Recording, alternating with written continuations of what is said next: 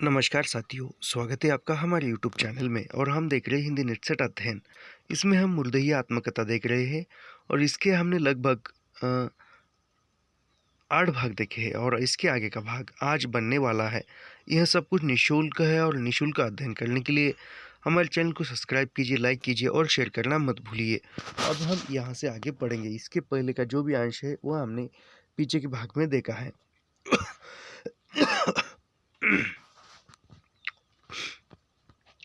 इन्हीं दिनों पिताजी के भाइयों में दूसरे नंबर वाले भंडारी चाचा, यानी पिताजी के भाइयों में दूसरे नंबर वाले चाचा का नाम क्या था?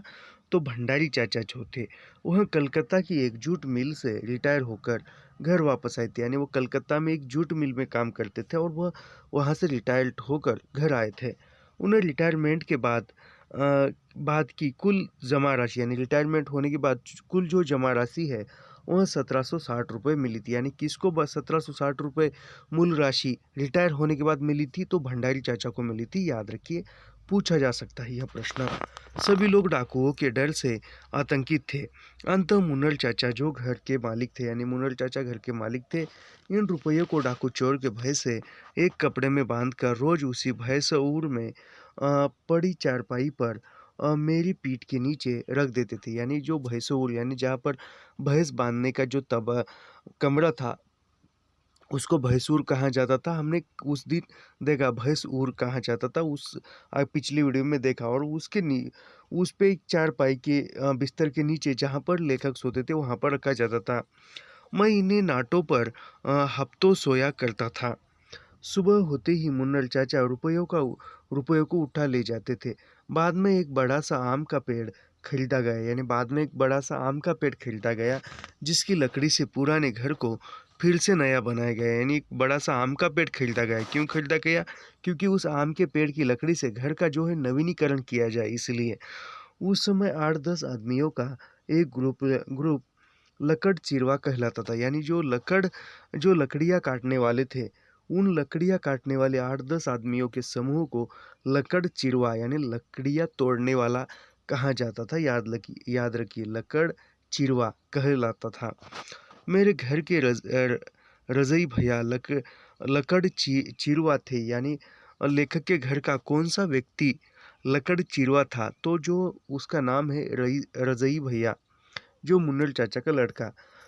लकड़ चिरवा बहुत कम लोग होते थे क्योंकि उन दिनों किसी हरे पेड़ को काटना महापाप समझा जाता है। यानी उस दिन जो है, उस समय में किसी हरे भरे पेड़ को काटना एक महापाप समझा जाता था। अंत लकड़ चिरवा ग्रुप स्वयं कभी किसी पेड़ को नहीं काटता था। उसके लिए 10-20 गांव में कोई एक व्यक्ति ऐसा होता था जो 5 रुपए लेकर किसी बिके हुए पेड़ की जड़ को 5 टांगा मारकर काटता। इसके बाद लकड़ चिरवा ग्रुप उस पेड़ को काटकर गिरा देता। इस 5 तांगा मारने वाले व्यक्ति को आम लोग बहुत बुरा समझते थे। हमारे पूरे इलाके में बैलाकोट नामक गांव में ऐसा सिर्फ एक व्यक्ति था जो घूम घूम कर तांगा मारता था। यानी जो पेड़ काटने की शुरुआत करता था। किस गांव का था? वो बैलाकोट गांव का व्यक्ति था। उनकी जीविका का वही साधन था। पेड़ों की रक्षा के प्रति हमारे इलाके के ग्रामीण जीवन की यह अनोखी संवेदनशीलता थी। किसी भी हरे पेड़ के काटे जाने के बाद गांव की महिलाएं बहुत दुखी होती। यानी किसी भी हरे भरे पेड़ को काटा जाए तो गांव की जो लोग हैं वह भी दुखी होती है, खासकर महिलाएं जो है वह दुखित होती थी। विशेष रूप से मेरी बुढ़िया दादी बार बार ऐसे पेड़ों का जिक्र करती थी। वह अक्सर कहती कि पेड़ कटने से आसमान उदास लगने लगता है। यानी लेखक की दादी जो है वह कहती थी पेड़ काटने से जो आसमान जो है वह उदास लगने लगता है, काफ़ी खाली खाली लगने लगता है। सच में सन 1961 का साल जाते जाते हमारे गांव को झकझकोर गया। हुआ यह कि मैं दिसंबर के महीने में कोल्हाड़ यानी घर के सामने जहाँ गन्ना पेरने वाली कल गड़ी हुई थी से नधे दोनों बैलों को हाँक रहा था, क्योंकि गन्ने की पेराई चल रही थी।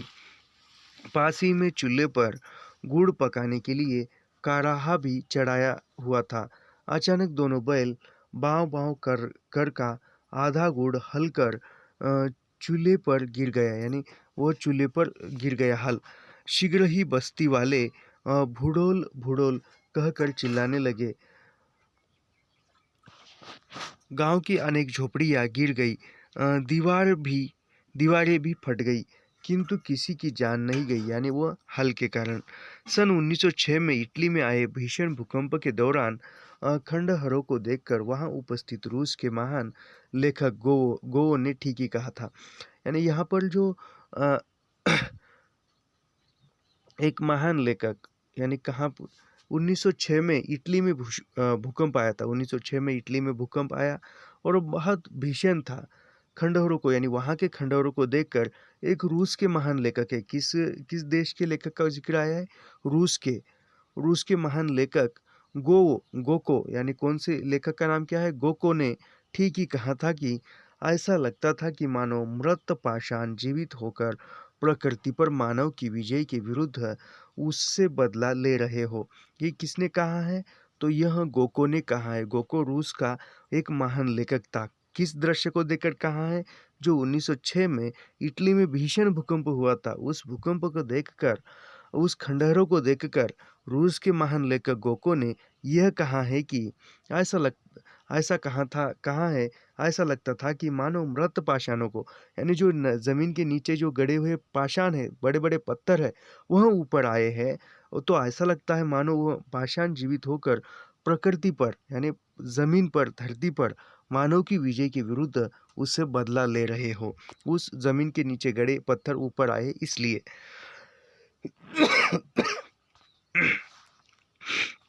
सन 1962 के अंत में आते ही, यानी सन 1962 आते ही स्कूल तथा सभी ग्रामीण इलाकों की छटा बदलने लगी थी। कारण था देश का तीसरा आम चुनाव जो फरवरी में होने वाला था। यानी 1962 में देश का तीसरा चुनाव होने वाला था और जो चुनाव फरवरी माह में होने वाला था। उन दिनों पार्टियों के नेता जनसभाओं पर विशेष जोर देकर गांव-गांव घूमकर चुनाव प्रचार करते थे, जिसके कारण गांव में बड़ा गर्मजोशी का माहौल बन जाता था। इसी माहौल में पहला सामना हुआ बनारस के विख्यात साधु स्वामी करपात्री जी से। यानी सबसे प्रथम जो प्रचार करने में किससे सामना हुआ? तो विख्यात साधु थे, उसका नाम क्या था? करपात्री जी, जो कहाँ के थे? बनारस के थे, याद रखिए। जो हमारे स्कूल में पधारे थे, यानी एक स्कूल में आए। हमारे स्कूल के संस्थापक बाबा हरिहर दास ने पहले ही सूचना दे दी थी। यानी लेखक के स्कूल के संस्थापक कौन थे? जो बाबा हरिहर दास थे, याद रखिए। देती थी जिस स्वामी जी अमुक दिन आने वाले हैं। स्वामी जी के बारे में अध्यापक लोग कहते थे कि दोनों करो, यानी हाथों की जितना भोजन आटता है उतना ही वे खाते हैं। यानी जो स्वामी जी थे, जो प्रचार करने के लिए आ रहे थे, जो स्वामी करपात्री जी, वह कितना भोजन खाते थे? अपने हाथ के अंजलि में जितना भोजन समा पाता है करपात्री, उसमें ही वह उतना ही भोजन खाते थे, उससे अधिक नहीं खाते थे। यह ऐसे उसके बारे में कहा जाता था। दोनों दोनों करो, यानी हाथों में जितना भोजन आटता है उतना ही वे खाते हैं, इसलिए उनको करपात्री कहा जाता था। यानी करपात्री उनको क्यों कहा जाता था? क्योंकि दोनों हाथ ऐसे हम जोड़ते हैं तो दोनों हाथों की अंजलि में जितना भोजन समा पाता है वो उतना ही खाते हैं, इसके लिए उसको करपात्री कहा जाता था, याद रखिए। इस तथ्य को जानकर हम सभी बहुत अचंभित थे। उनके आने से पहले हमें स्कूल के पीछे पोखरा के किनारे आम के पेड़ों के नीचे बैठाया गया था। शीघ्र ही बाबा हरिहर दास, जो हमेशा श्वेत वस्त्रधारी थे, यानी हमेशा श्वेत कपड़े कौन पहनता था? तो हरिहर दास पहनते थे, याद रखिए। श्वेत यानी सफ़ेद। गेरुधरी स्वामी, यानी स्वामी जी जो करपात्री थे वह किस प्रकार के, किस रंग के? तो गेरुआ रंग के कपड़े पहनते थे, याद रखिए। करपात्री जी को अपने मंदिर से लेकर सभा स्थल पर पहुँचे। तत्काल अध्यापकों के आदेशानुसार हम सभी छात्रों ने साष्टांग लेकर दूर से ही उनको प्रणाम किया। उस समय हम सभी स्वामी करपात्री जी के दर्शन से भाव विभोर हो गए थे। वे बिना किसी प्रस्ताव के गाने लगे, यानी वो बिना किस करपात्री जो है कुछ प्रस्ताव कर कर गाने लगे। क्या गाने लगे? श्री राम जय राम जय जय राम, श्री राम जय जय राम। ये करपात्री गाने लगे। हम सभी छात्र तथा अध्यापक पूरे 1 घंटे तक इस जाप को दोहराते रहे। इसके अलावा वे कुछ भी नहीं बोले। बाद में बाबा हरिहर दास ने बताया कि स्वामी करपात्री जी देश में राम राज्य लाने के लिए काम कर रहे हैं। यानी बाद में वो यानी जो करपात्री जी ने क्या कहा, श्री राम जय जय राम, इतना ही कहा। और बाद में जो है ये वावा हो गया यहाँ पर, लेकिन बाबा हरिहर दास ने बताया कि स्वामी करपात्री जो है देश में राम राज्य लाने के काम कर रहे हैं। जाहिर है कि उनकी पार्टी राम राज्य परिषद चुनाव मैदान में थी।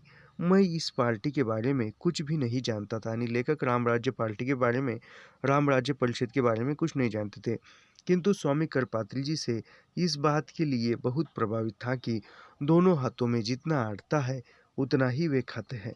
बाद में बनारस हिंदू विश्वविद्यालय के छात्र जीवन में मुझे पहली बार 1968 में महापंडित राहुल सांस्कृत्य की पुस्तक राम राज्य और मार्क्सवाद से पता चला कि स्वामी करपात्री जी ने 1957 में मार्क्सवाद और राम राज्य नाम की एक भारी भरकम पुस्तक लिखी थी।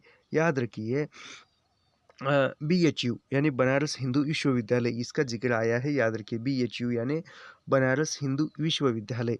इस बनारस हिंदू विश्वविद्यालय के छात्र जीवन में, यानी बनारस हिंदू विश्वविद्यालय में लेखक ने पढ़ाई की, और लेखक को इसी विश्वविद्यालय में पहली बार पता चला कि 1968 में महापंडित राहुल सांस्कृत्यायन की पुस्तक, यानी महापंडित राहुल सांस्कृत्यायन की पुस्तक कौन सी है, राम राज्य और मार्क्सवाद से, यानी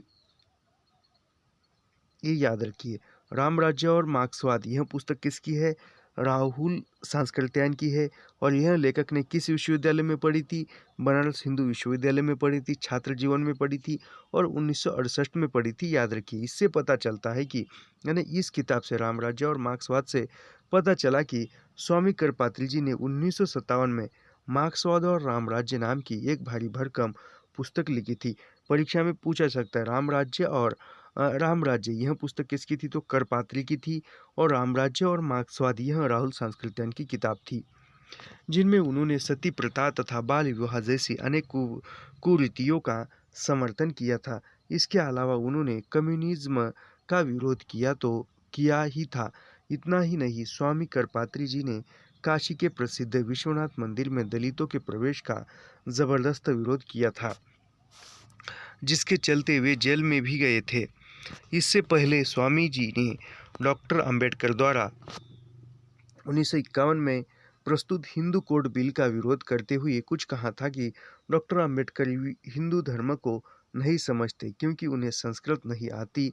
स्मरण रहे कि doctor Ambedkar Hindu code bill के माध्यम से भारत की समस्त महिलाओं को पुरुष के समान अधिकार दिलाना चाहते थे।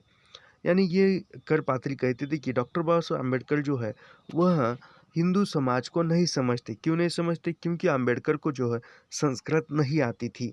इसलिए अम्बेडकर कोड बिल के माध्यम से, यानी अम्बेडकर ने कोड बिल निकाला था, और वो कोड बिल के माध्यम से कब निकालता, 1951 में, माध्यम से स्त्री पुरुष समानता का अधिकार जो है, स्त्री पुरुष समानता करना चाहते थे अम्बेडकर, अधिकार दिलाना चाहते थे। किंतु हिंदू कट्टरपंथियों के विरुद्ध के चलते जवाहरलाल नेहरू ने बिल को वापस ले लिया था, जिसके विरुद्ध में डॉक्टर अंबेडकर ने केंद्रीय मंत्रिमंडल से इस्तीफा दे दिया था। इस्तीफे के बाद डॉक्टर अंबेडकर ने कहा था कि जो योगदान यो संविधान लिखकर नहीं कर पाए थे, उसे वे हिंदू कोड बिल के माध्यम से पूरा करना चाहते। यानी जो कार्य अंबेडकर ने संविधान लिखकर नहीं पूरा कर पाया, जो स्त्री पुरुष के बारे में, वह हिंदू कोड बिल निकाल कर करना चाहते थे। इन तमाम जानकारियों के बाद स्वामी करपात्री जी के प्रति 7वें दर्जे में पढ़ते हुए जो अगाध श्रद्धा जागी थी, वह एकाएक चकनाचूर हो गई। कब? 1968 में। यह सब कुछ 7वीं कक्षा में जो भी श्रद्धा भाव जागा था, वह चकनाचूर हो गया बनारस हिंदू विश्वविद्यालय में 1968 में। किसकी किताब पढ़ने के बाद? राहुल सांस्कृत्यायन की किताब पढ़ने के बाद।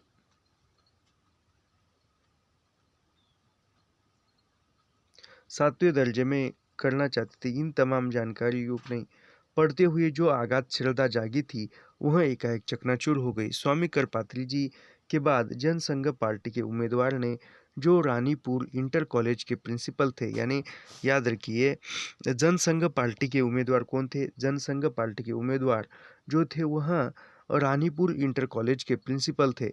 हमारे स्कूल में एक सभा की, वे बार बार राणा प्रताप तथा रानी लक्ष्मीबाई का गुणगान करते हुए भाषण देने लगे। यानी जो रानीपुर इंटर कॉलेज थे उसके प्रिंसिपल जनसंघ पार्टी के उम्मीदवार थे और वह भाषण करते समय महाराणा प्रताप और रानी लक्ष्मीबाई का गुणगान करते रहे। हमें उनकी बातें बड़ी उबाऊ सी लगती थी। स्कूल के बड़े छात्रों का कहना था कि जनसंघ अमीरों की पार्टी है।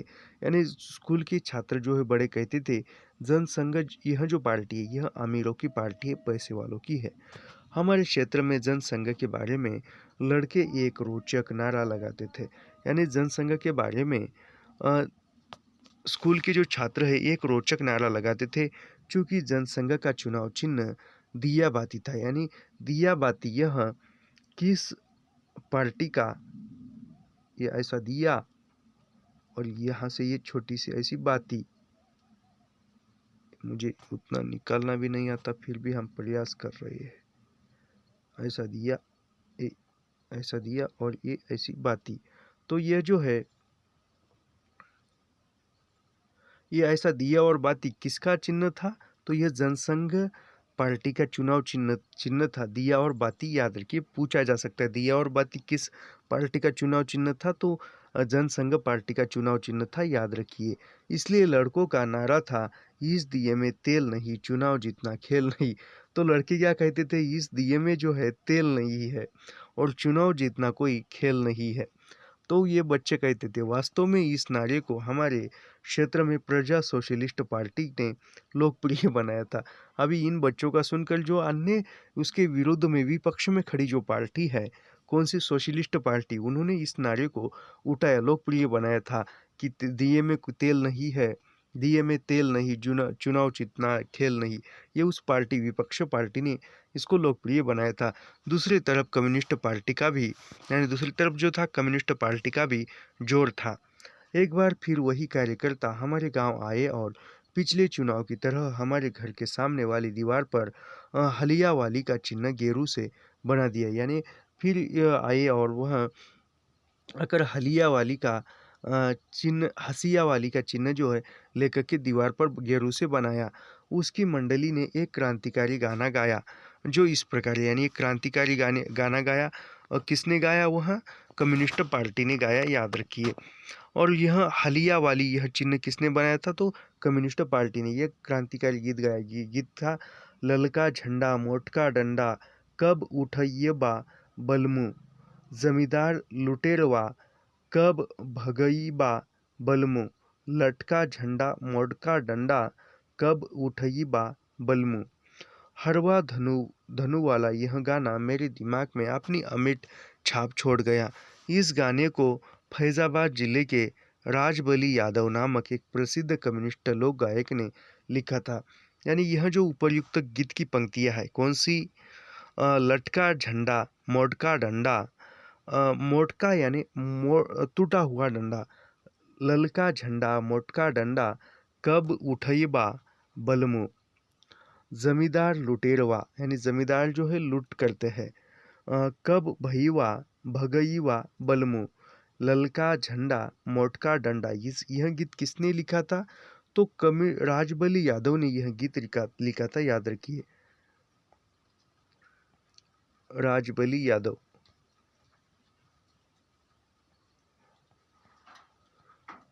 राजबली यादव ने यह गीत लिखा था और यह जो है कम्युनिस्ट लोक गायक थे, याद रखिए। यह भी प्रसिद्ध एक लोक गायक और यह राजबली पांडे यादव किस जिले के थे? तो यह फैजाबाद जिले के थे। और नामक एक कहरवा धनु वाला यह गाना, यानी कहरवा धनु वाला यह गाना, यानी कहरवा धनु वाला यह जो गाना, यह नहीं है, मैंने गलत बताया। तो यह गाना कहरवा धनु वाला यानी कहरवा धनु, यह गाना किसने लिखा था? तो कहरवा धनु यह जो गाना है, यह गाना मेरे दिमाग में अपनी अमिट छाप छोड़ गया। यानी लेखक के दिमाग में किस गाने ने अमिट छाप छोड़ी थी? तो कहरवा कहरवा धुन वाला यह इस गाने ने लेखक के दिमाग में छाप छोड़ी थी और इस गाने के लेखक कौन थे? फैजाबाद जिले के राजबली यादव नामक एक प्रसिद्ध कम्युनिस्ट गायक ने लिखा था। मैं स्कूल से वापस आने के बाद बस्ती के अन्य बच्चों के साथ बलिहान में चला था। हम मैदान के कूड़ेदान में पड़े लोहे के टूटे गगरे को उठा लाते और उस पर नगाड़े की तरह लकड़ी से बजा बजा कर ललका झंडा मोड़का डंडा वाला गाना शुरू कर देते थे। हम घंटों तक इसे गाते रहते और हमारे इर्द गिर्द बड़े लोगों की भी भीड़ इकट्ठा हो जाती। हम गोरू चराते समय कभी कभी मुर्दहिया पर होते तो हमारी इस लडक ध्वनि पर नटनिया नाच नाच कर पागल सी लगने लगती थी। राह चलते कल्पना में ललका ललका झंडा मोटका डंडा लिए लोगों का जुलूम देखता। इसी हुजूम में सोए को ढूंढता। उधर पिछले चुनाव की ही तरह रात में ब्राह्मण हमारे घर आते, यानी ब्राह्मण जो है रात के समय में इनके घर आते, कोंडा तापते तथा गांजा पीते हुए चुनाव चर्चा करते। कुल मिलाकर हमारे क्षेत्र में कांग्रेस, कम्युनिस्ट तथा प्रजा सोशलिस्ट पार्टी का काफ़ी प्रभाव था। यानी लेखक के इलाके में धर्मपुर गांव में कौन से पार्टी का प्रभाव ज़्यादा था? तो कांग्रेस, कम्युनिस्ट तथा प्रजा सोशलिस्ट पार्टी का प्रभाव था। कांग्रेस, कम्युनिस्ट तथा प्रजा सोशलिस्ट, कम्युनिस्ट और कांग्रेस, इन तीन पार्टियों का प्रभाव लेखक के गांव में था, क्षेत्र में था। किंतु हमारे गांव में कोई जनसंघ का नाम लेवा नहीं था। यानी लेखक के गांव धर्मपुर में कोई जनसंघ का नाम लेवा नहीं था। इस दौरान हमारी दलित बस्ती में एक विवाह समारोह के अवसर पर टुटवा का नाच आया। एक मिनट, थोड़ा सर्दी हुई है इसलिए ऐसा आवाज आता होगा। तो एक विवाह समारोह, और इस विवाह समारोह में कौन सा नाच आया? टुटवा का नाच आया। टुटवा की बेटी हमारे गांव में ब्याही गई थी। यानी टुटवा की जो बेटी है, टुंडवा की बेटी, वह लेखक के गांव में ब्याही गई थी। यानी लेखक के गांव का लड़का था, दूल्हा था। वे जन्म से ही एक हाथ के टूटे थे। यानी जन्म से ही वह जो लड़का था एक हाथ से टूटे हुआ था। टूटे हाथ में पंजा नहीं था तथा पूरी बाह बड़ी पतली थी। यानी पूरी बाह जो थी, हाथ जो था वह पतला था और वह उसका पंजा नहीं था। किसका? जो वह ब्याह हो रहा था, इसलिए उन्हें टुटुआ के नाम से जाना जाता। टुटुआ के नाम से क्यों? क्योंकि उसके हाथ का पंजा नहीं था, टूट गया था वो। वे अत्यंत हरी अरे अरे, कहाँ चले गए हम?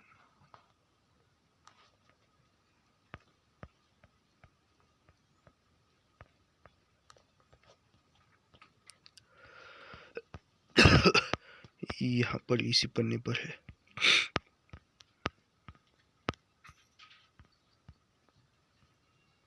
ये है।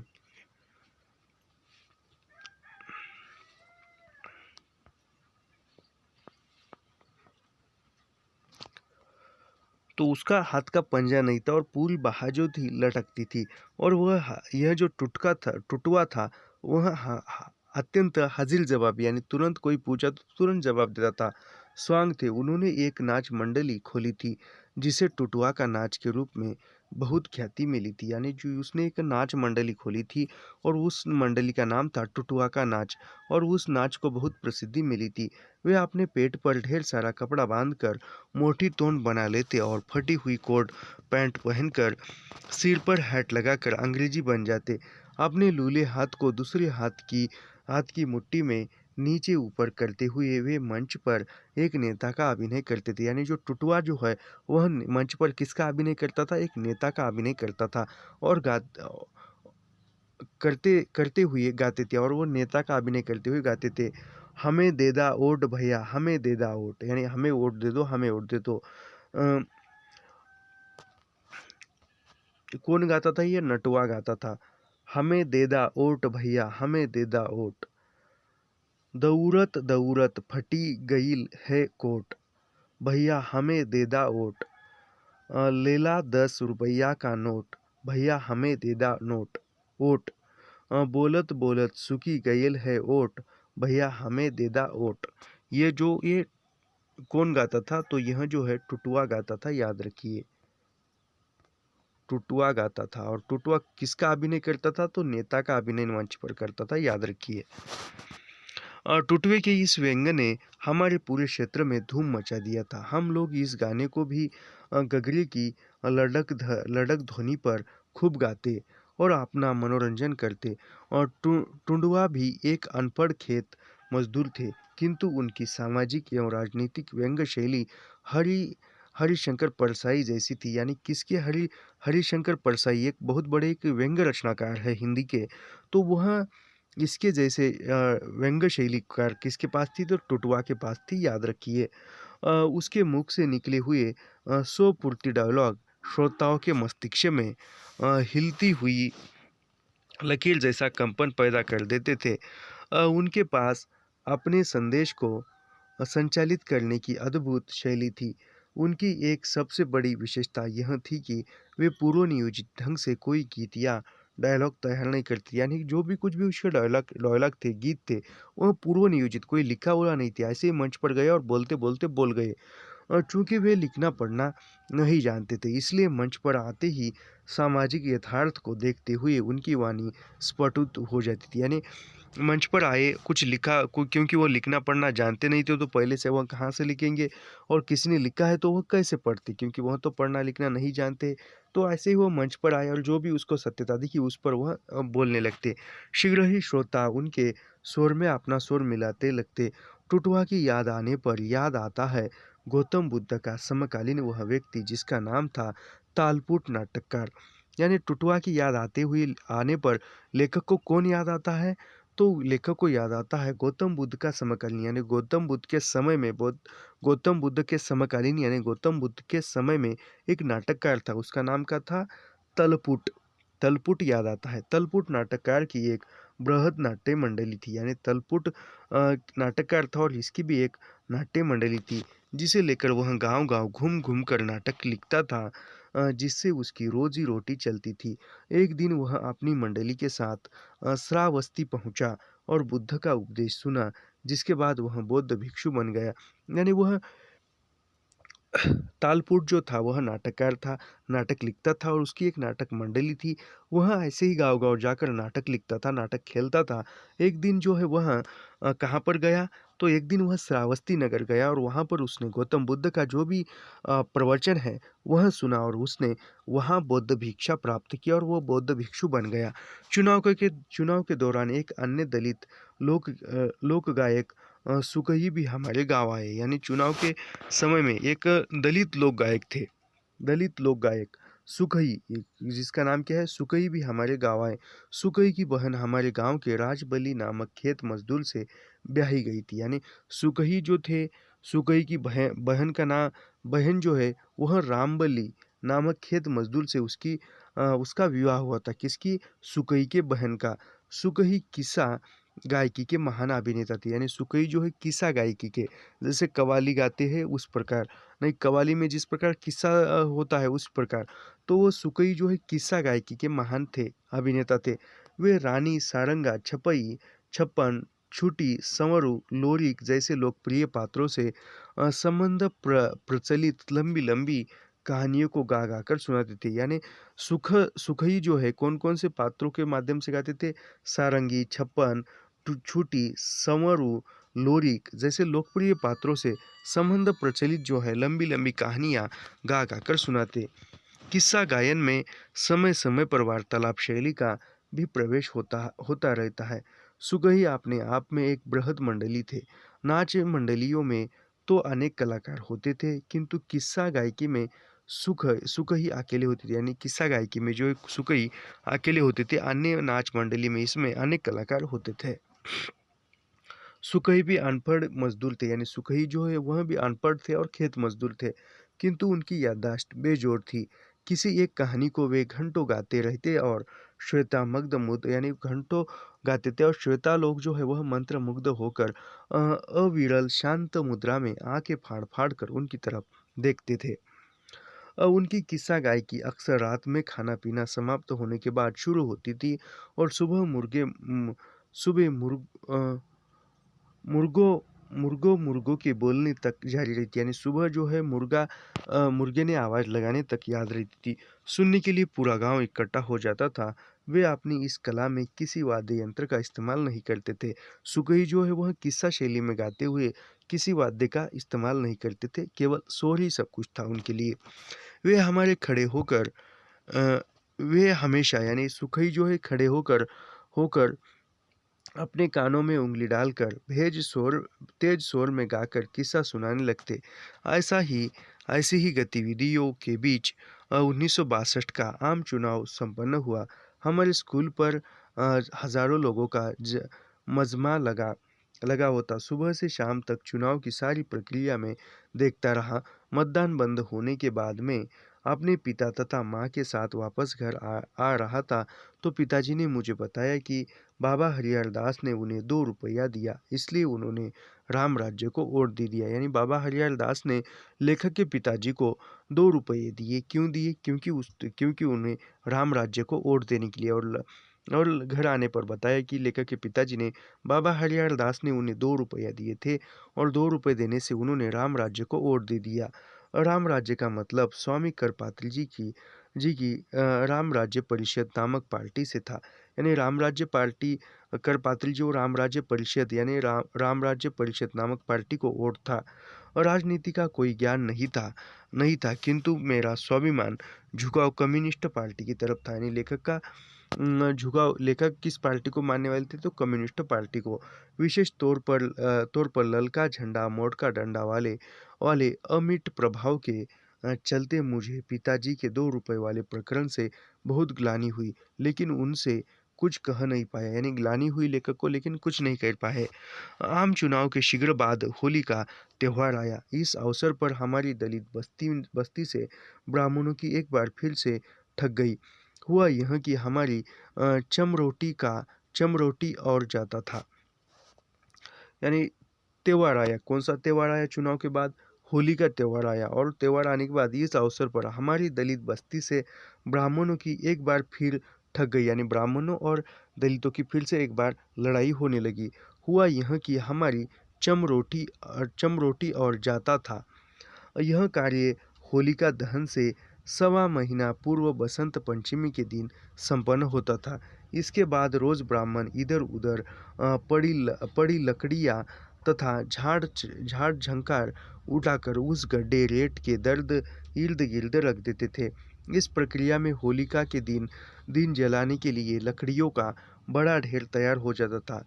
अ, उस किंतु किंतु उस होली में होलिका दहन के पूर्व कुछ दलितों की झोपड़ियाँ उठाकर ब्राह्मणों ने होलिका में डाल दी थी। यानी उस ब्राह्मणों ने होलिका दहन में दलितों की कुछ झोपड़ियाँ जो है वह डाली थी। एक अंधविश्वास के कारण होलिका में डाल दी गई वस्तु को वापस उठाकर नहीं लाया जा सकता था। यानी एक अंधविश्वास था कि जो भी होली के आग में होली जलाने के लिए वस्तु डाली गई है उसको वापस नहीं लिया जाता।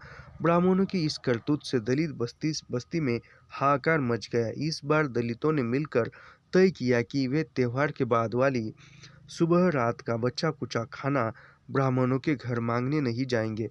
यानी दलितों ने एक नियोजन किया कि होली का त्योहार होने के दूसरे दिन जो है ब्राह्मणों के घर जो बचा कुचा खाना है वह मांगने जाते हैं, लेकिन इस बार हम मांगने नहीं जाएंगे। स्मरण रहे कि हमारे गांवों में यह एक सदियों अपने अपने जमींदारों के घर से बचा हुआ खाना लाती थी, जिस पर घर के बच्चे टूट पड़ते थे, क्योंकि ऐसे भोजन स्वादिष्ट हुआ करते थे। सन 1962 की होली के अवसर पर इस तनातनी के कारण दलित ब्राह्मणों के घर से खाना नहीं लाए। मेरी माँ भी हर त्योहार के बाद सुदेसर पांडे के घर से खाना लाया करती थी। यानी सुदेसर पांडे के यहाँ लेखक के पिताजी जो थे वह हलवाई करते थे, और वह लेखक की माँ भी सुदेसर पांडे से समझो आज होली है, होली समाप्त हुई और रात बीत गई, कल सुबह जो है उसके घर से बचा कुचा जो भी खाना है वह लाते थे। किंतु इस होली में खाना न लाए जाने से दलित बच्चे बहुत निराश हुए थे। संभवतः कुछ निरा था मुझे भी हुई। इस संदर्भ में एक खास बात यह थी कि बसंत पंचमी के दिन होलिका गढ़ते गढ़ते ही बमनोटी तथा चमरोटी दोनों में होली संगीत समारोह शुरू हो जाते थे, जो बड़ी देर रात तक चलते रहते थे।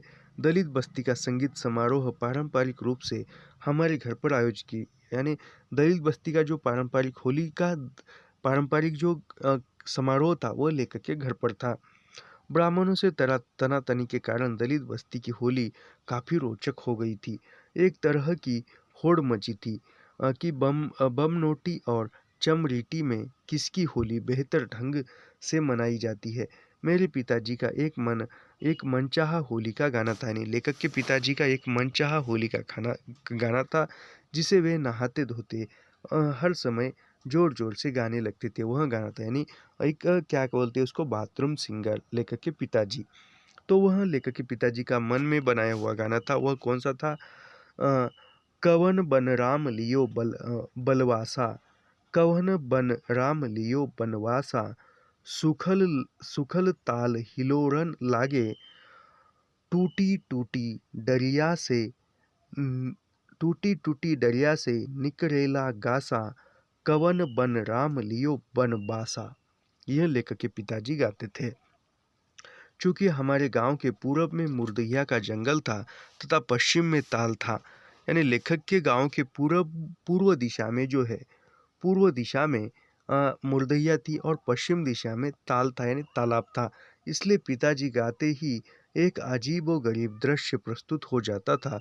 बसंत पंचमी के आते ही जंगल के सूखे पत्ते झड़ जाने के बाद अत्यंत कोमल अरुणिमा अरुणिमालीय डाली डाली पर घासें फूटने लगते थे, यानी बसंत पंचमी में पेड़ के पत्ते जब झड़ जाते थे और उसके बाद पेड़ की डालियों पर एक नए पत्ते, कोमल पत्ते आते थे, तथा आसमान में बादलों के आते ही त्रिकोण आकृति में उड़ते हुए झुंड बगुलों का झुंड ताल की ओर मुड़ने लगता था। बसु पांडे अक्सर इन बगुलों पर अपनी बंदूक चला देते थे, यानी जो ऐसे इस प्रकार, यानी ये एक बगुला, ये एक बगुला, ये एक ऐसे बगुले जो है उड़ते थे और ये ताल की तरफ आते थे। तभी बसु पांडे जो है इन पर बंदूक चलाकर उनका शिकार करते थे। इन बगुलों पर अपनी बंदूक, यानी बगुलों को कौन मारता था? बंसु पांडे मारता था, जिससे उनकी पत्तियां बिखर जाती थी। बंसु पांडे बगुला मारकर खा जाते थे, यानी बसु पांडे जो है वो बगुला मारकर खा जाते थे। दलित बस्ती की मजदूरनी ने बसु को बगुला मारने पर अक्सर गालियां देती रहती थी, यानी जो मजदूरनी स्त्रियां जो है वह बंसु पांडे को बगुला मारकर खाने पर गालियां देती थी, क्योंकि दलित कभी बगुलों को मारकर नहीं खाते थे। पिछले अकाल की भुखमरी में भी किसी दलित ने बगुले को कभी नहीं मारा, यानी पिछले अकाल था, अकाल में भी दलित ने कभी बगुलों को मार कर नहीं खाया, लेकिन यह बंसु पांडे खाता है। एक खास बात यह थी कि नए नए कांसों के निकलते ही मुर्दहिया के जंगल में वे सारे पक्षी कलरव करने लगते, यानी जो नए पत्ते आ जाते थे बसंत पंचमी में, पुराने पत्ते झड़ जाते और नए पत्ते आने लगते हैं, तब एक मनमोहक दृश्य जंगलों में होता है। तब अनेक पक्षी जो है आकर कलवर करते, यानी अपनी आवाज़ें लगाते, जिसका वर्णन युग युग के कवियों ने अपनी रचनाओं में किया है। उन होली की तनातनी में ऐसा लगता था कि मानो बम नोटी के पास पोखरे पर स्थित घने जंग पेड़ों पर बसेरा बनाए पक्षी कुछ अन्य राग अपनाते थे, तथा दलित बस्ती के पास मुर्दहिया के पक्षी उससे भिन्न कोई दूसरा राग। ऐसे माहौल में होली आई। एक परंपरा के अनुसार गांव में जब भी होली जलती, यानी एक परंपरा थी, गांव में जब भी होली जलती थी, खूब तेज दौड़ने वाले युवक होली की आग से बीन जलाकर दौड़ते हुए गांव की सीमा के बाहर किसी अन्य गांव की सीमा में फेंक देते। यानी एक परंपरा थी, गांव में होली जल रही है और उस होली की आग को लेकर, ऐसे आग को लेकर कोई एक तेज दौड़ने वाला युवक जो है उस आग को लेकर गांव की सीमा पर जाकर दूसरे गांव की सीमा की तरफ रख देता था, फेंक देता था। वीन जलाकर दौड़ने वालों में दलित भी शामिल होते थे, यानी उसको क्या कहते, खूब तेज दौड़ने वाले युवक होली की आग से वीन वीन जलाकर, यानी होली की आग से वीन जलाकर दौड़ते हुए गांव की सीमा के बाहर, यानी गांव की सीमा के बाहर, गांव की जो हद है उसके बाहर जाकर सीमा में फेंक देते थे, उसको क्या कहते थे, उसको बीन कहते थे। जलाकर दौड़ने वाले दलित, और इसमें जो है दौड़ने वाले कौन होते, दलित ही होते थे। बीन रेड पेट से बनाई जाती थी, यानी बीन जो है, यहाँ पर बिन दिया है, यहाँ पर विन दिया है, यहाँ पर बिन दिया है, तो यहाँ पर जो है कुछ कुछ प्रिंट मिस्टेक हो सकती है। तो असली शब्द क्या है, बीन है, बीन। तो ये शब्द क्या है, बीन है, तो यहाँ पर विन हुआ है, एक टाइप मिस्टेक हो सकती है, उसमें कोई ये नहीं है। तो बीन जो है रेड रेड के पेड़ से बनाई जाती थी। रेड काट कर उसकी पुंगी पर कपड़ा बांधकर मिट्टी के तेल में डुबा दिया जाता है, यानी मिट्टी के तेल में डुबा दिया जाता था, जिसे बीन कहते थे। यानी बीन किसे कहते हैं, याद रखिए, पूछा जा सकता है। बीन जो है रेड रेड के पेड़ से रेड से ब, रेड से पेड़ रेड का जो पेड़ होता है उससे बनाई जाती थी। रेड काट कर, यानी रेड के पेड़ के डंडी काट कर उसकी पुंगी पर, यानी पुंगी पर कपड़ा बांधकर मिट्टी के तेल में डुबो दिया जाता था और फिर उसको जला दिया जाता था, जिसे बीन कहते थे। हमारी बस्ती के दलित युवक भी बीन जलाने जब पहुंचते तो ऐसा लगता था कि ब्राह्मणों से मारपीट शुरू हो जाएगी। इसकी आशंका पहले से थी, इसलिए दलित महिलाएं गाय बैलों की तलावानुमा पसलियाँ लेकर तैयार बैठती थी, यानी जब भी वो जाते थे तो वो कुछ झगड़ा होने की संभावना होती, तो इसलिए दो दलित बस्ती की जो महिलाएं थी वह तलवार नुमा, यानी तलवार के जैसी जो मरे हुए गाय बैलों की जो पसलियाँ थी वह महिलाएं लेकर तैयार रहती थी। संयोगवश होलिका दहन के समय किसी ब्राह्मण ने कोई विरोध नहीं किया। ब्राह्मणों के साथ दलितों ने भी बीन जलाया और वे भद्दे भद्दे होली का कबीर गाते हुए गांव की सीमा के पार परसपुर की सीमा में पहुंच गए। हैरत की बात यह थी कि परसपुर वाले हमारे गांव की तनातनी के चलते स्वयं लाठियां लेकर सीमा पर पहले से ही मौजूद थे। उन्होंने अपनी सीमा में बीन फेंकने का विरोध शुरू किया। दूसरे की सीमा में बीन फेंकना अपशकुन समझा जाता था। बड़ी मुश्किल से दोनों गांव के बीच लड़ाई होते होते बची, यानी परसपुर और लेखक के गांव के बीच में जो है लड़ाई होते होते बची। यानी इस गांव से उस गांव में चलती हुई बीन फेंकना यानी एक अपशकुन है, हमारे गांव से जो भी बुरी घटना है वो हम निकाल कर फेंक रहे हैं, ऐसा उसका मानना था। उस होली में रात भर हमारे घर गादी चलती थी, यानी लेखक के घर गादी कब चलती थी, होली के दिन, होली के रात में। दोनों चाचाओं की बड़ी संख्या में शिवनारायण पंथी चले इकट्ठा होते थे, यानी लेखक के चाचा शिवनारायण पंथी थे, याद रखिए, पूछा था यह प्रश्न।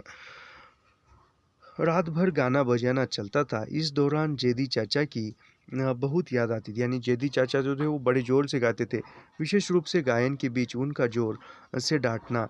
इन निरंतर गतिविधियों के बीच पिताजी कवन बन राम लिए बनवासा बार बार दोहराते, यानी इस बीच जो है लेखक के पिताजी कौन सा गाना गाते थे, कवन बन राम लिए बनवासा दोहराते थे।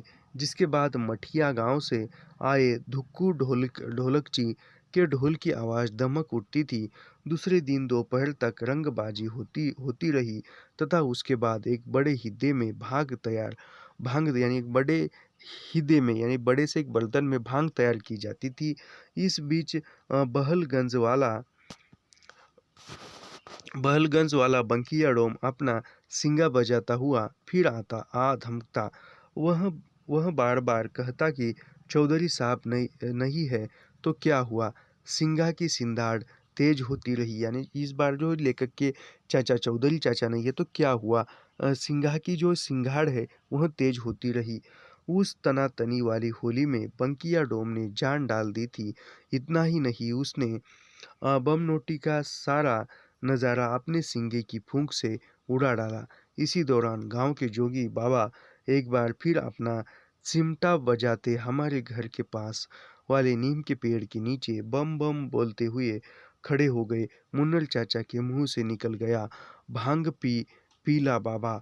इसके बाद जोगी बाबा शुरू हो गए, यानी फिर वह कहते हैं कि मुन्नल चाचा क्या भांग पी है बाबा, भांग पीला बाबा, तो फिर वह शुरू हो गए। जैसन कहत बाड़ा भांग बैसन बमना खिचले टांग, बड़ ससतिया सहबाराम, बड़ सस्तिया सहबाराम, ये गांव का जोगी। जोगी बाबा के इस जुमले के साथ सनातनी वाली यह होली गुजर गई। इसके कुछ दिन बाद 8वीं का इम्तहान हुआ, यानी 8वीं कक्षा का इम्तहान हुआ लेखक का, और मैं कक्षा में प्रथम आया, यानी 8वीं कक्षा में भी लेखक जो है प्रथम आए। सन 1962 वाले गर्मी के दिन थे।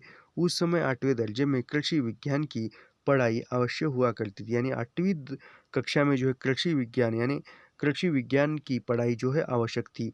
साथ में हर छात्र को स्कूल के पास मैदान में क्यारी बनाकर साग सब्जी फूल आदि तरह तरह की फसलें उगानी पड़ती थी, यानी इसको मराठी में परिसर अभ्यास कहते थे। हमारी मराठी में इसको परिसर अभ्यास कहते थे। तो उसको कृषि विज्ञान विषय 8वीं कक्षा में था, तो उसको जो है स्कूल के पास ही एक छोटी सी थोड़ा सा मैदान क्यारी बनाकर मैदान दिया जाता, उस मैदान में छोटा सा बगीचा बनाना पड़ता था और उसमें साग सब्जी उगाने पड़ती थी, तरह तरह की फसलें उगानी पड़ती थी। गामों की छुट्टियाँ आने पर, यानी गर्मी की छुट्टियाँ आने पर स्कूल के प्रधानाध्यापक श्री धर्मदेव मिश्र ने इन फसलों को देख रेख के लिए ड्यूटी पक्की कर दी थी, यानी उसके प्रधानाध्यापक कौन थे? तो धर्मदेव थे, 8वीं कक्षा के, याद रखिए। साथ में चार आने लड़के होते थे। बारी बारी में इन लड़कों की ड्यूटी बहुत बदलती थी, किस लिए? उस क्यारी को पानी डालने के लिए। हम लोग रात में भी स्कूल पर जाते और वही सो जाते। इस तरह स्कूल की कृषि की तक्षा करते थे, यानी रक्षा करते थे। इस कार्य में हमें बुरा नहीं लगता था। एक दिन इस तरह की रखवाली करते हुए हम लोग होरहा भुनने के लिए किसी के खेत से चना उकड़ लाए, यानी जो हो रहा है, यानी जो चना जो है पका नहीं होता है, थोड़ा थोड़ा खाने योग्य होता है, तो उसको लेकर भूनते हैं तो बहुत अच्छा लगता है। तो वैसा करने के लिए उसको लेकर क्या कहते हैं? हो रहा करने के लिए किसी के खेत से चना उखाड़ लाए।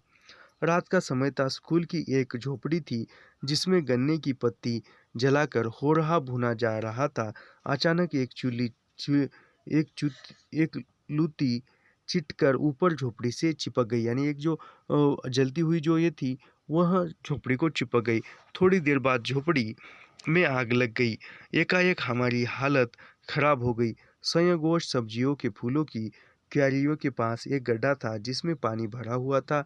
हम जल्दी जल्दी वहां से गड्ढे में भर पानी लाकर आग बुझाने में सफल रहे। हम बुरी तरह डरे हुए थे कि प्रधानाध्यापक साहब क्या कहेंगे, यानी अध्यापक साहब क्या कहेंगे। मैंने डरते डरते उनसे सारी बातें बता दी। होरडा की बात सुनकर वे हंस पड़े, यानी जो होरडा जो है उसको हुरडा भी कहते हैं। होरडा की बात सुनकर प्रधानाध्यापक जो है हंस पड़े। बाद में वे इस होरहा का किस्सा 100 औरों को सुनाते फिरते रहे। हम लोगों ने गन्ने की नई पत्तियां तथा रहटा लाकर बकेल की रस्सी से बांधकर झोपड़ी के जलते हुए हिस्से को ठीक कर दिया, यानी ठीक कर दिया। बगेल पलाश की जड़ की यानी बगेल किसको कहते थे? तो बगेल जो है पलाश की जड़ को कहते थे, याद रखिए। बकेल बकेल किसको कहते हैं? याद रखिए, पूछा जा सकता है। बकेल यानी पलाश की जड़। बकेल पलाश की जड़ को कहते हैं जिसे लोहे की निकाही पर रखड़ कर हथौड़े से कूच कर पिछला कर दिया जाता है, यानी बकेल जो है पलाश की जड़ को निकाल कर उसको लोहे की निहाई यानी लोहे की हथौड़ी से ऐसे कूच कर, यानी हथौड़ी से ऐसे ठोक ठोक कर उसको पतला किया जाता है। इसके बाद उसका आकार पटुआ जैसा हो जाता था जिससे रस्सी बन जाती थी। गांव में अनेक शादियां होने वाली थी। हमारी 2 चचेरी बहनें भी बारात आने वाली थी, यानी गांव में शादियां होने वाली थी और लेखक के 2 चचेरी बहन थी। लेखक की कितनी चचेरी 2 बहनें थी? तो 2 बहनें थी और उसकी भी बारात आने वाली थी। उन दिनों हमारे गांव के ब्राह्मणों की शादियों में एक शास्त्रार्थ की परंपरा थी। शादी के दूसरे 3 बारातियों द्वारा मजलिस सजाई जाती थी। यह कार्य अक्सर दोपहर बाद संपन्न होता था।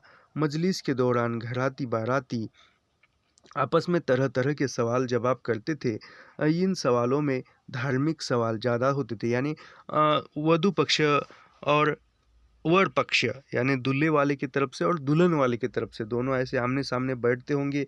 ये दुल्हन वाला पक्ष, ये दूल्हे वाला पक्ष, दोनों ऐसे आमने सामने बैठते होंगे होंगे और ये इसको प्रश्न पूछता था, ये इसको पूछता था, ये इसको पूछता था। इसमें जो है ज़्यादातर क्या रहते थे, धार्मिक प्रश्न पूछे जाते थे। जैसे कि आपने एक फिल्म देखी होगी, उसमें कौन सी फिल्म है वो, हम आपके हैं कौन।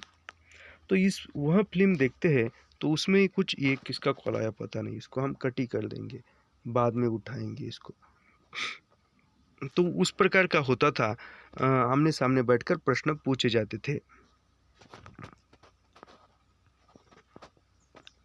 इसमें ज़्यादातर धार्मिक प्रश्न ही होते थे।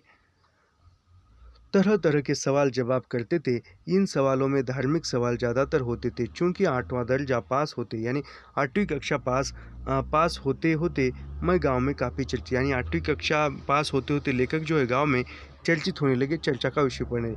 इसलिए दलित बस्ती के लोग कहने लगे कि अब गांव में बारात आने पर ब्राह्मणों की ही तरह दलितों को भी शास्त्रार्थ का करना चाहिए। यानी आप जो है गांव में लोग करने, यानी लेखक पढ़े हैं 8वीं कक्षा, और वो कहते हैं कि आप जो है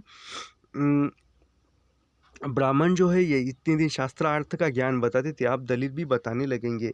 दलित बस्ती में यह एक नई परंपरा स्थापित होने वाली थी, जिसका प्रमुख कारण था कि उस वर्ष वाली तनावपूर्ण होली। हमारी बस्ती के लोग यह दिखाना चाहते थे कि वे ब्राह्मण से किसी मायने में कम नहीं है। कमरवा कमथरी नामक गांव से हमारे घर बारात आई, यानी लेखक के घर किस गांव से बारात आई, कमरवा कमथरी कमरवा कमथरी नामक गांव से लेखक के घर जो है बारात आई थी। मेरे घुसेल नगर चाचा की बेटी किस्मतिया, नाम भी देखो कितना बढ़िया रखा है। घुसेल नगर चाचा थे और नगर चाचा के बेटी का नाम क्या था, किस्मतिया। किस्मतिया की शादी थी, यानी किस्मतिया को किस गांव में दिया था, तो करमवा कमथरी में किस्मतिया को दिया था। और किस्मतिया जो है गुस्सेल नगर चाचा की बेटी थी, याद रखिए।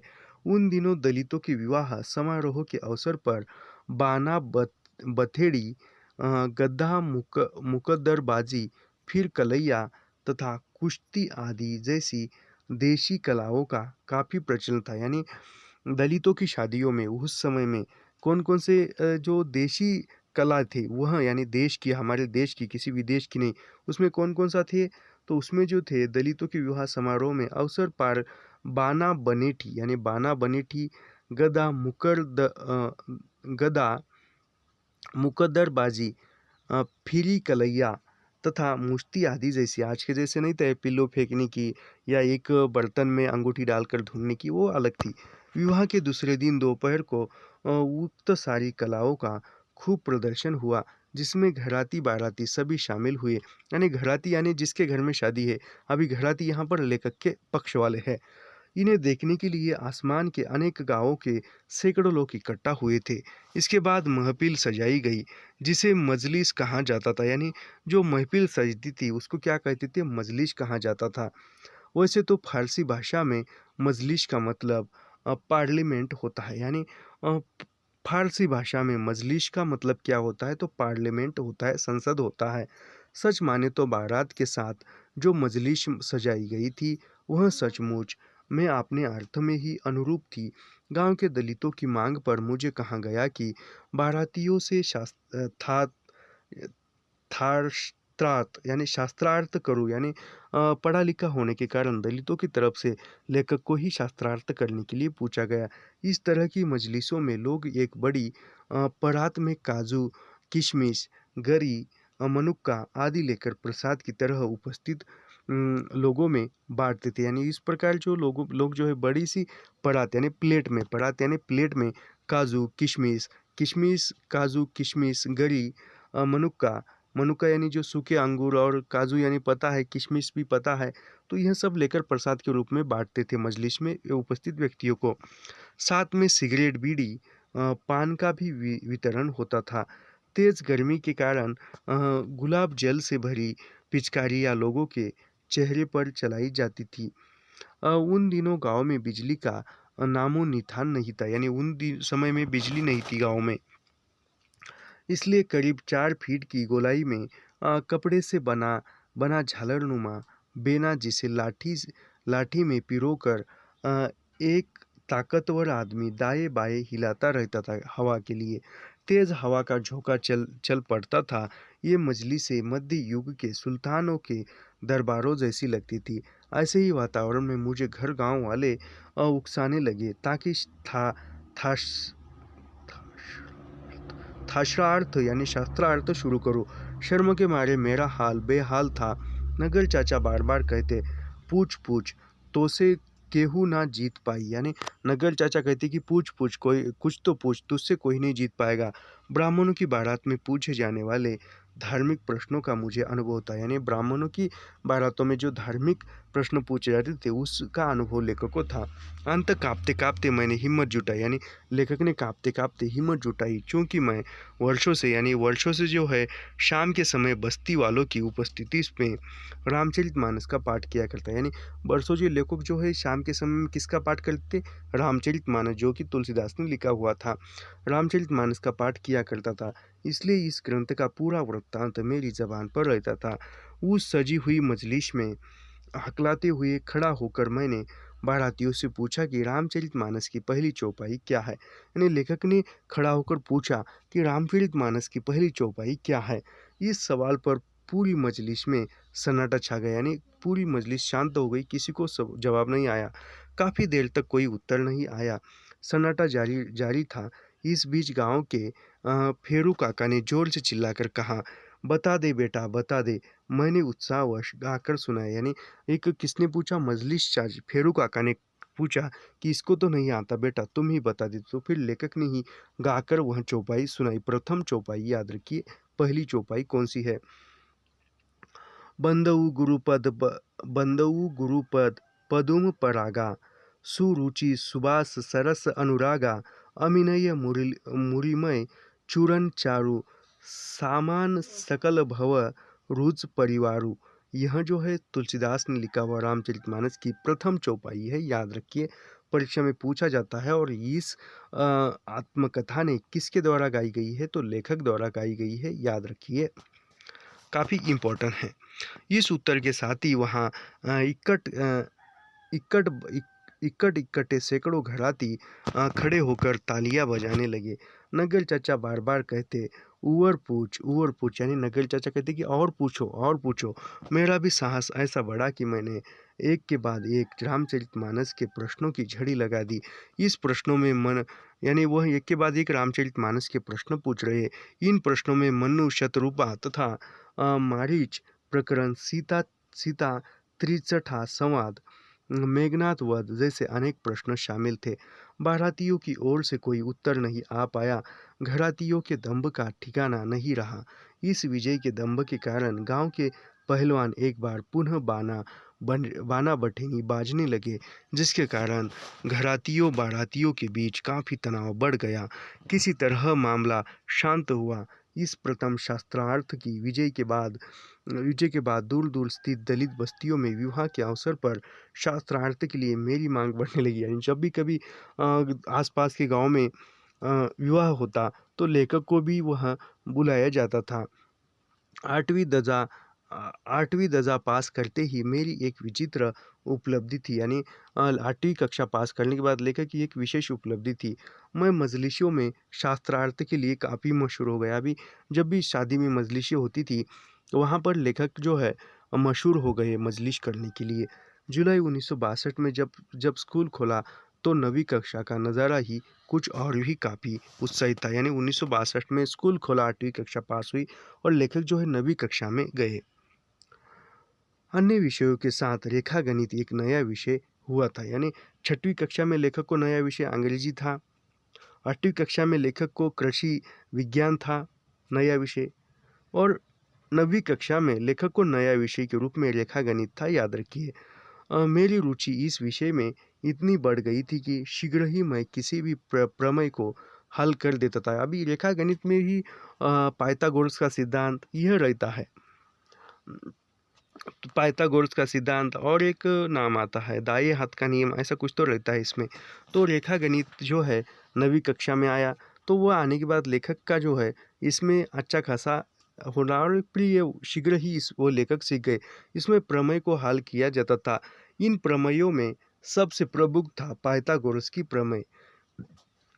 अभी भी अभी वर्तमान में 10वीं कक्षा में रेखा गणित में भूमिति, रेखा गणित को ही भूमिति कहते हैं, पाइथागोरस का सिद्धांत, इस पर 10 अंकों का क्वेश्चन आज भी है।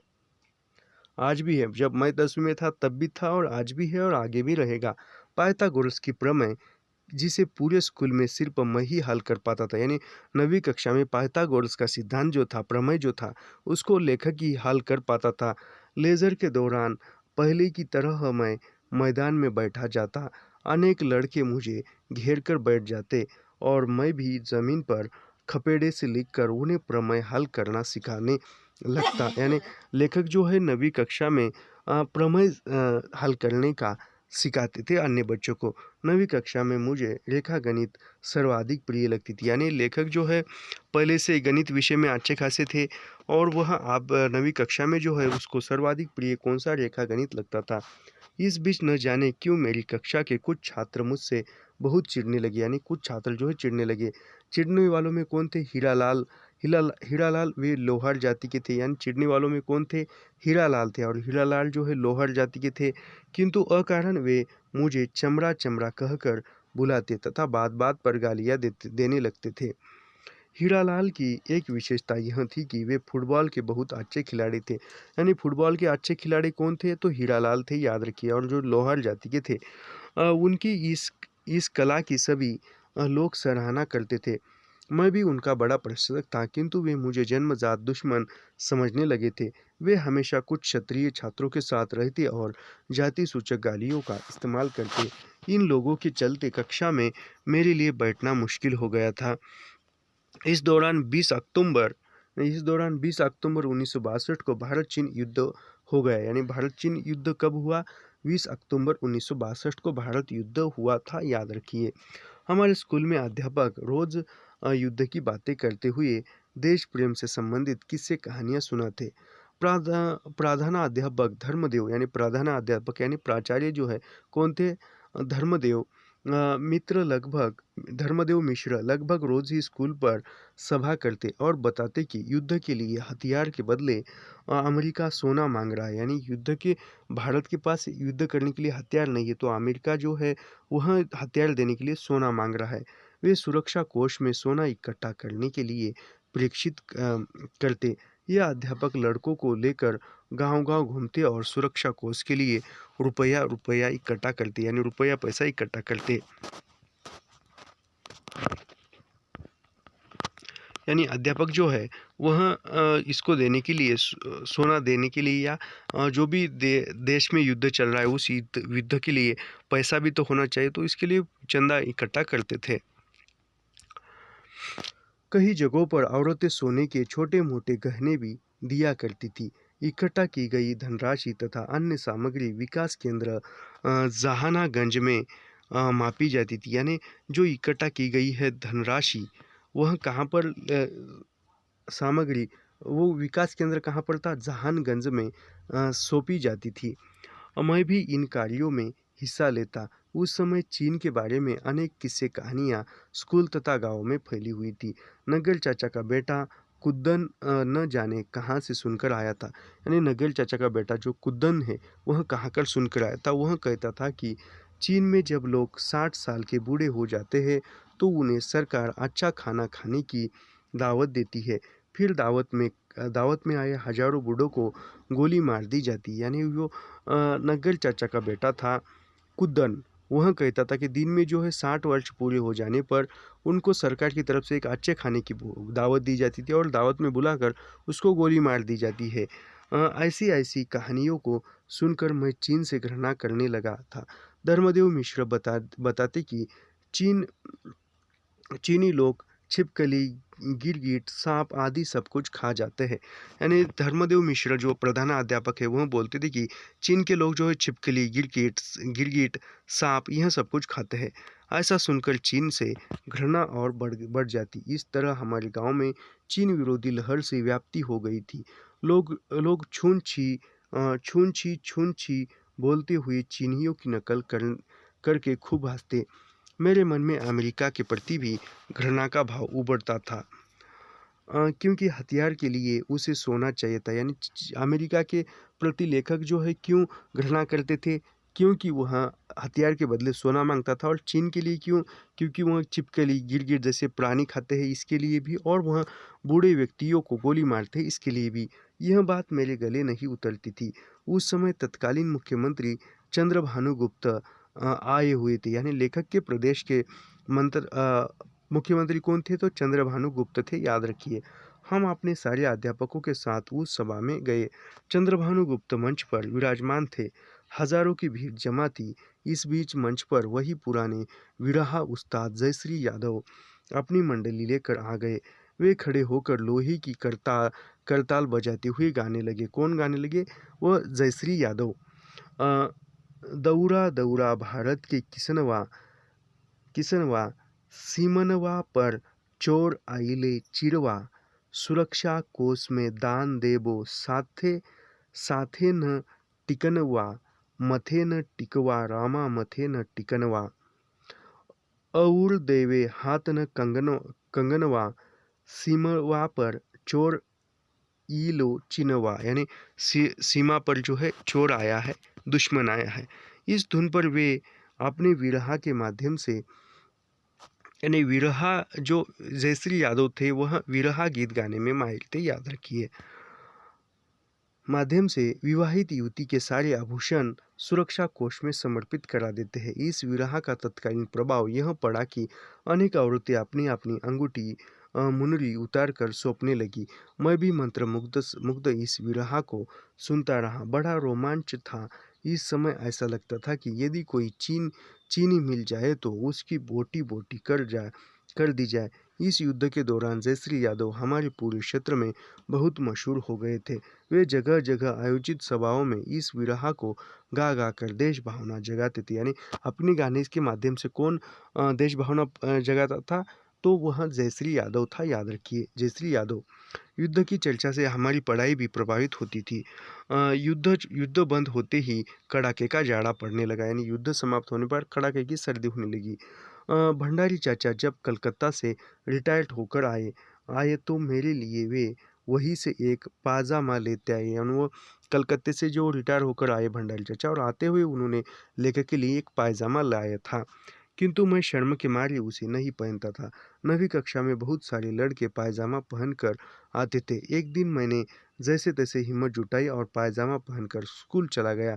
शर्म के मारे पायजामा को ऊपर खांस लिया जाता था ताकि वह धोती की तरह लगे। पहले दिन एक बार कक्षा में बैठा तो दिन भर बैठा ही रहा। यानी पहले दिन कक्षा में बैठे, लेकर पायजामा पहनकर जाकर तो बैठे ही रहे। शर्म के मारे उठा नहीं। बड़ी तेजी से पेशाब लगी थी। यानी बड़ी तेजी से पेशाब आई तो वो खुलता ही नहीं था, बहुत परेशानी, किंतु अपनी दर से हटा नहीं। शाम को छुट्टी होने पर सबसे बाद में कक्षा से निकलकर पहले पास वाले अरहर के खेत में गया। वापस आने पर बड़ी राहत मिली।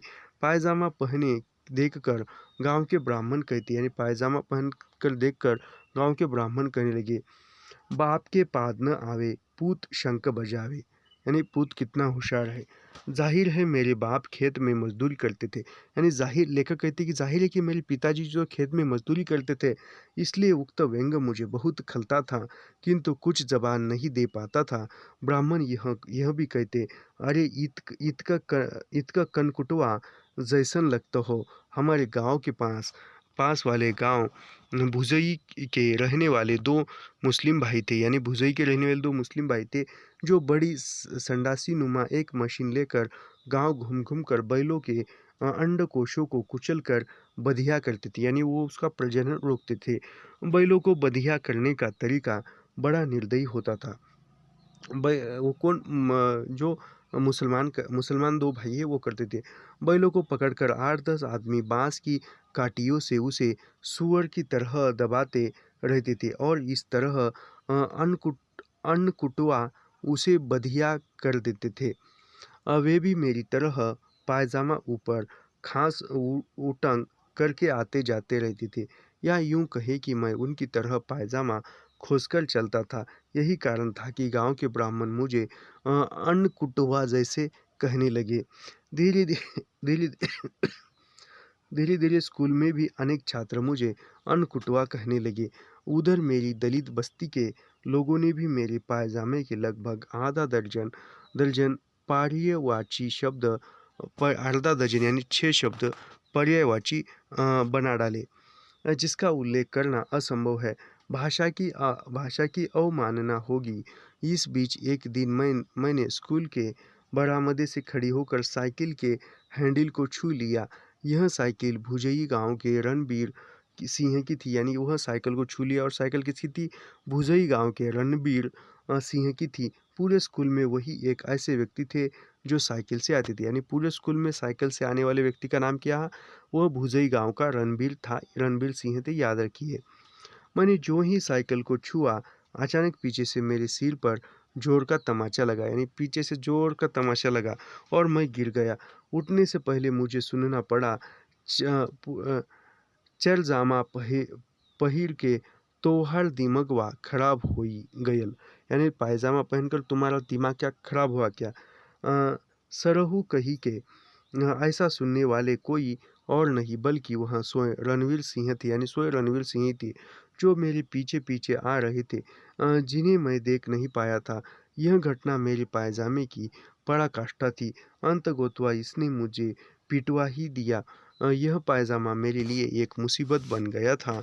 मैं कितना भी ऊपर खोसकर उसे धोती नुमा बनाता, वह उटंग होकर सही मायनों में मुझे अन्नकुटवा की श्रेणी में ला देता था। आखिर साला था तो पायजामा पायजामा ही। तो यहाँ पर जो है हमारा 5 जो ये था भाग था इस आत्मकथा का, वह यहाँ पर समाप्त हुआ है।